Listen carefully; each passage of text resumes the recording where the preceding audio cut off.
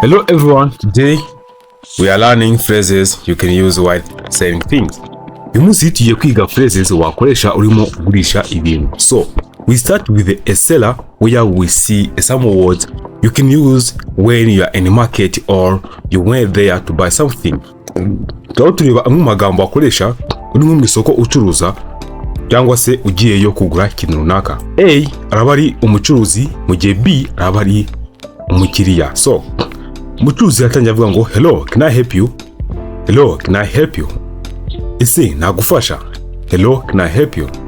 Yes you can. Yes you can. Ego wamfasha. Yes you can. What are you looking for?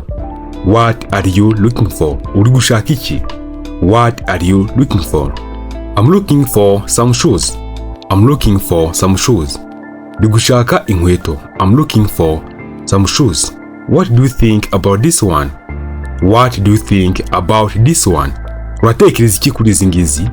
What do you think about this one? No, they can't fit me, please.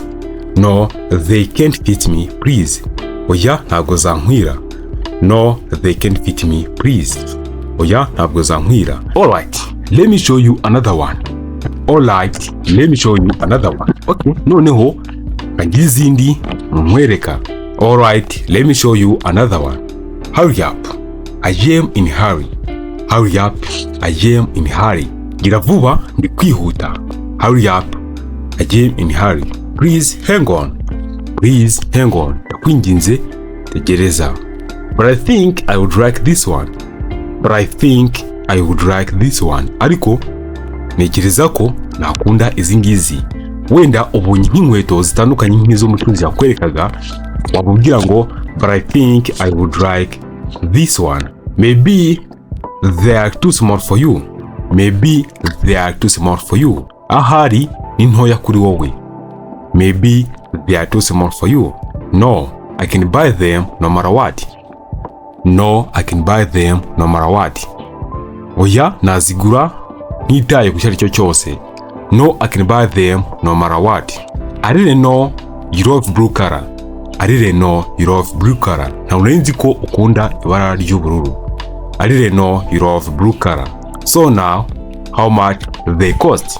So now, how much they cost? None zigura ngahe? So now, how much they cost? They cost 20k. They cost 20k. Zigura ibihumbi 20. They cost 20k. 20k? It's too expensive. 20k? It's too expensive. Ibihumbi 20 ni amafaranga menshi cyane. 20k it's too expensive. Ibihumbi 20 ni amafaranga menshi cyane cyangwa se zirahenze cyane. But I can lower the price. But I can lower the price. Ariko nagabanya ibiciro. But I can lower the price. Okay, I can give you 10k. Okay, I can give you 10k. Ego, nshobora kuba naguha ibihumbi 10. Okay, I can give you 10k. No, that is not how much they cost. No, that is not how much they cost. Oya, ayo ntabwo ariyo zigura. No, that is not how much they cost. But they don't cost 20k either. But they don't cost 20k either. Ariko nta nubwo zigura ibihumbi 20. But they don't cost 20k either. Kuno umucuruza guhenda yitwaje uburyo umeze especially ugiye mu isoko wambaye neza bavuga ati ngo afite amafaranga gasanga arabyitwaje akaguhenda ushobora kumubwira ngo but they don't cost ukashyiraho igiciro ukongeraho either. Okay, give me 15k. Okay, give me 15k. Noneho 15. Okay, give me 15k. It seems like you don't wanna sell. It seems like you don't wanna sell. Bisa naho udashaka kugurisha. It seems like you don't wanna sell. Nk'umuguzi urumva ugomba kubwira umucuruzi amwe magambo yatuma wumva ko ushaka kugura gusa ko we adashaka kugurisha kugira ngo abashe kuba yakugabanyiriza. It seems like you don't wanna sell. But you are not paying enough. But you are not paying enough. Ariko ntabwo uri kwishyura bihagije. But you are not paying enough. Let me try on first. Let me try on first. Kambanze nigere.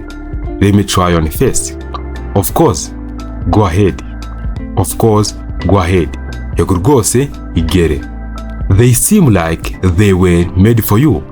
They seem like they were made for you. Bisa naho ari weho zakorewe. They seem like they were made for you. Bisa naho ari wowe zakorewe. Excuse me, is that true? Excuse me, is that true?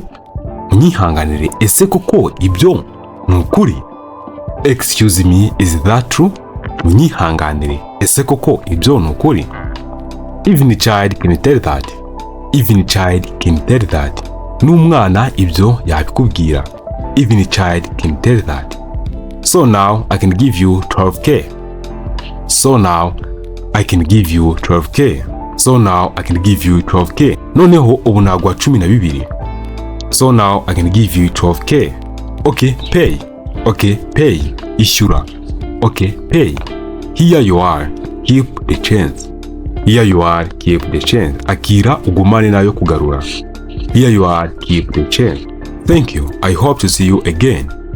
Thank you. I hope to see you again. Urakoze. Ndizera kuzongera kukubona. Thank you. I hope to see you again. I hope so. I hope so. Nanjye niko mbyizera. This was a story about seller and buyer. So I hope you enjoyed this video. Iyi story hagati y'umucuruzi n'umuguzi, ndizera ko iyi video wayishimiye. If you are, make subscribe and see you another video. Nimba ikunze kura subscribe, nishifuza kuzongera kubona muri video y'ubutaha. May God bless you. Get what you need and pray hard. God knows you. Don't worry. See you next time.